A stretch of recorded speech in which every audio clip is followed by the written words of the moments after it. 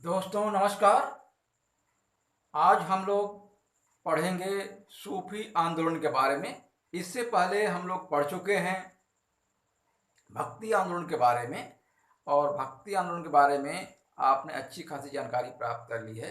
और अब हम जो है सूफी आंदोलन के बारे में बात करेंगे।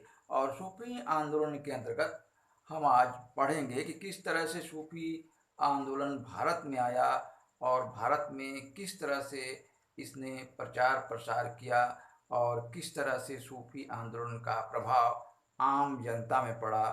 और इससे पहले हम थोड़ा सा इसका बैकग्राउंड भी जान लेते हैं। गुलाम वंश के शासक जब यहाँ आए, उनके साथ सूफी संत भी आए। यानी मोहम्मद गोरी जब भारत पे आक्रमण किया था 1191-92 में, तब उसके साथ बहुत सारे सूफी संत आए थे और वे यहाँ के रह गए थे। लेकिन सबसे बड़ी और ख़ास बात ये रही इन सूफी संतों में कि जो सूफी संत यहाँ आए वे भारत के संस्कारों में भी पले बढ़े, यहाँ के सामाजिक और धार्मिक रीति रिवाजों के अनुसार अपने अंदर भी परिवर्तन किया। यहाँ के सूफी आंदोलन की खास ये विशेषता है। तो आइए हम वीडियो को शुरू करते हैं और एक एक को देखते चलते हैं, ताकि हमारे परीक्षा के दृष्टि से खास और महत्वपूर्ण रहे। मैंने उन बिंदुओं को ज़्यादा महत्व दिया है जो हमारे एग्ज़ाम के लिए खास हैं।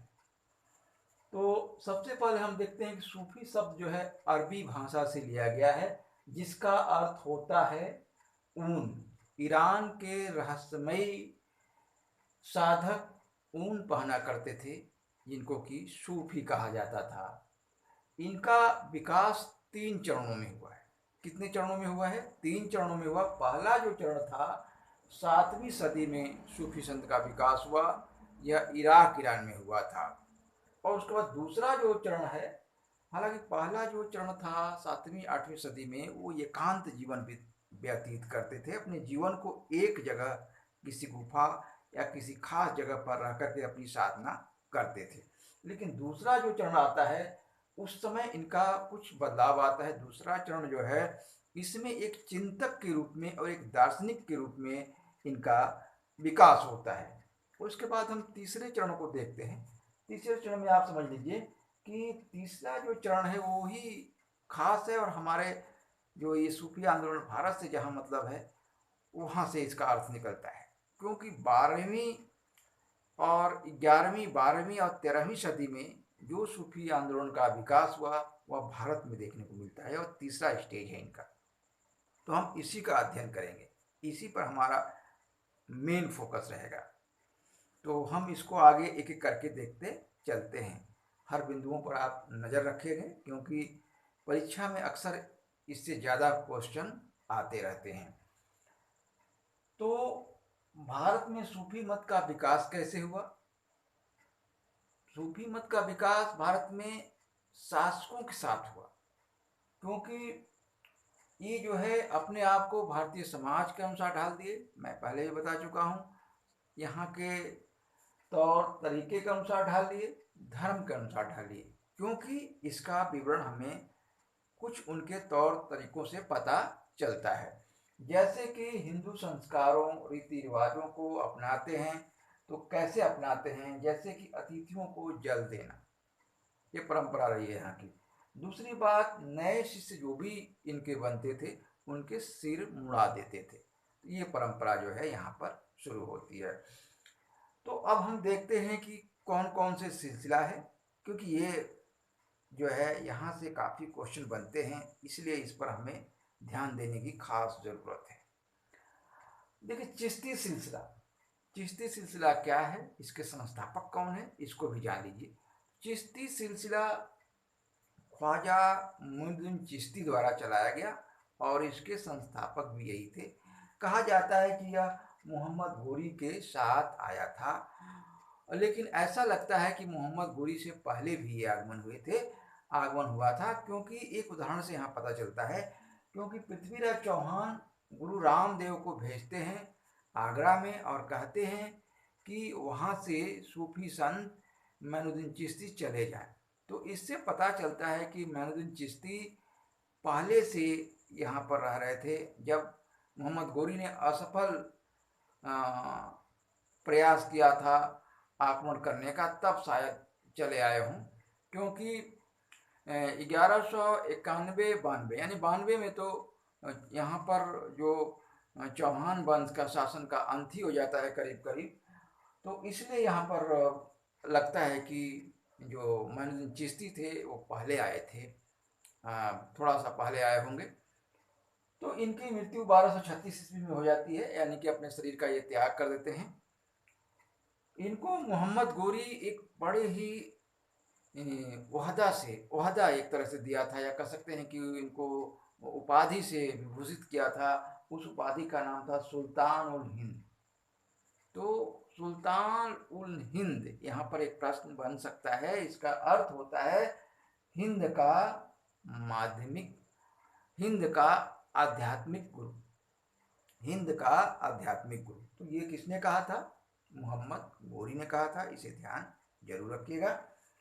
और इसी तरह से हम देखते हैं शेख इमुद्दीन नागौरी। शेख इमुद्दीन नागौरी जो है, कहा जाता है कि चिश्ती के शिष्य थे, ऐसा माना जाता है कि चिश्ती के शिष्य थे।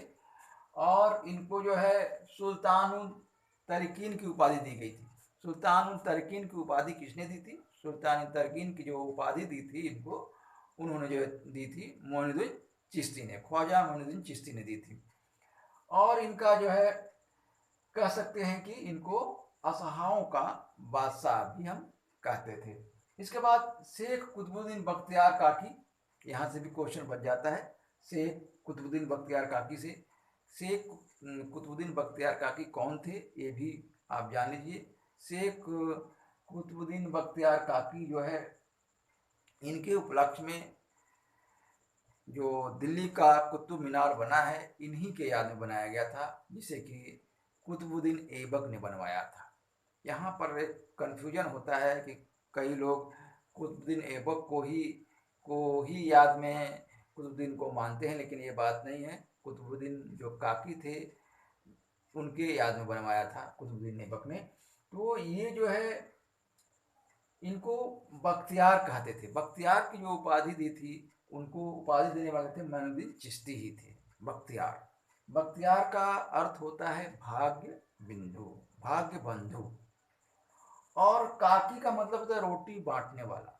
तो इनको जो है ख्वाजा मोइनुद्दीन चिश्ती कहा करते थे बख्तियार काकी, यानी कि भाग्य बंधु हैं और रोटी बांटने वाले हैं। और इस तरह से इल्तुतमिश का जब आगमन हुआ था, इल्तुतमिश का जब आगमन हुआ था, तो कहना चाहिए कि इल्तुतमिश और उसकी जनता की, दिल्ली की जो जनता है, बहुत खुश थी और उन्होंने बहुत प्रसन्नता व्यक्त की थी। और इस तरह से जो है, अब हम देखते हैं फरुद्दीन मंसूर शंकर, जो है अगला नाम है फरुद्दीन मंसूर शंकरगंज। तो ये कौन थे, इसको भी हम देख लेते हैं। ये जो थे आपके फखरुद्दीन मंसूर शंकरगंज। फखरुद्दीन मंसूर शंकरगंज का मुल्तान में जन्म हुआ था। ये प्रसिद्ध एक सूफी संत थे।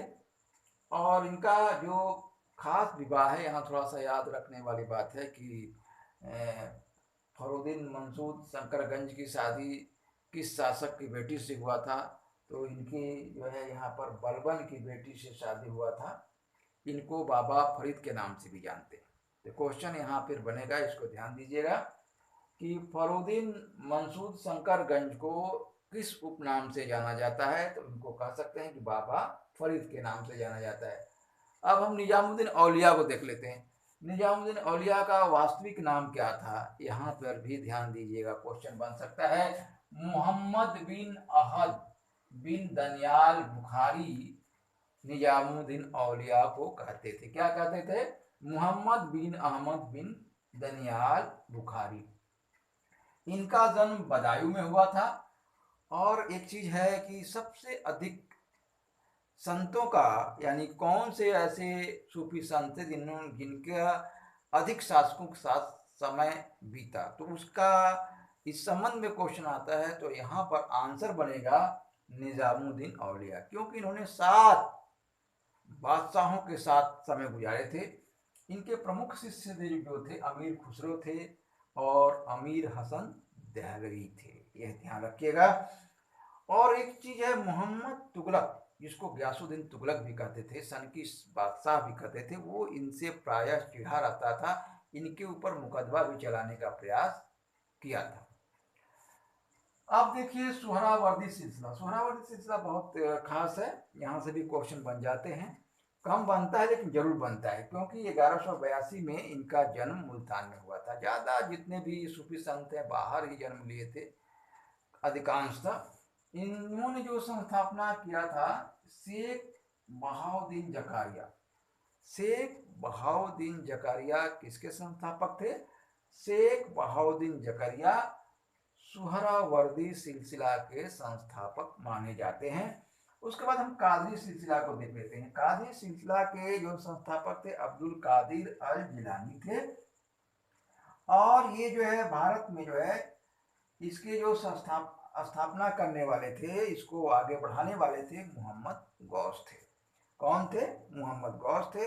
इनकी विचारधारा कैसी थी? ये रूढ़िवादी विचारधारा का थी, ये जातिवाद में विश्वास करते थे और सुन्नी के समर्थक थे और शिया विरोधी थे। मतलब आ सकता है कि कौन से संत थे जो सुन्नी के समर्थक थे और शिया विरोधी थे, तो इसमें आप नाम ले सकते हैं मोहम्मद गौस साहब।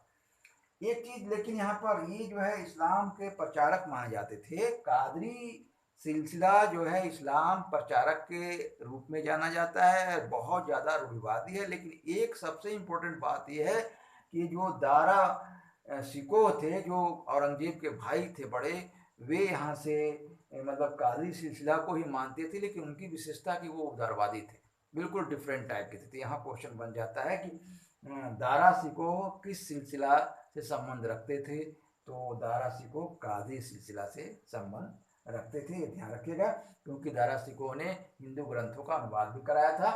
उसके बाद हम देखते हैं नक्शबंदी सिलसिला।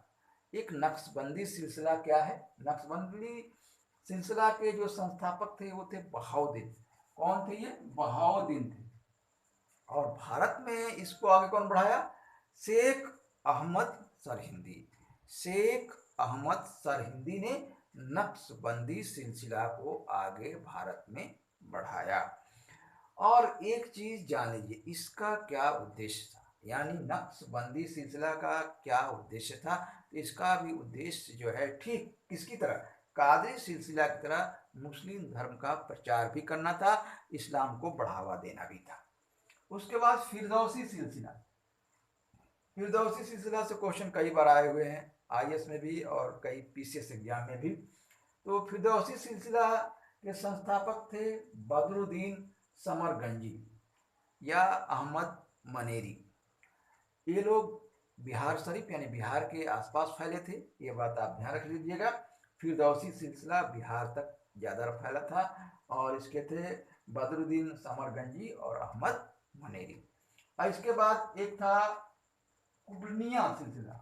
कुबरनिया सिलसिला, कुबरनिया सिलसिला के संस्थापक थे सैयद अली हमदानी। सैयद अली हमदानी, यह भी जो है कश्मीर तक सीमित रहा। कश्मीर तक कौन सिलसिला सीमित रहा? कुबरनिया। कुबरनिया सिलसिला कश्मीर तक ही सीमित रहा। इसके बाद हम पढ़ते हैं सत्तारी सिलसिला। सत्तारी सिलसिला जो है जौनपुर और मालवा तक सीमित रहा और इसके थे शेख अब्दुल्ला प्रवर्तक। तो इस तरह से आपने सूफी आंदोलन को अच्छी तरह से समझ लिया होगा। अगर कोई दिक्कत हो तो कमेंट जरूर मेरे पास करें। और एक चीज़ और मैं कहूँगा कि अगर आपने कोई भी अगर यहाँ पर आपको कमी महसूस हो रही तो कमेंट करके मुझे ज़रूर बताएं। और वीडियो पसंद आई है तो आप इसको लाइक करना बिल्कुल ना भूलें। और आप हमेशा अपने तैयारी को पायनापन दें, मेरी यही आपसे गुजारिश भी है। तो इस वीडियो में इतना ही। जय हिंद, जय भारत।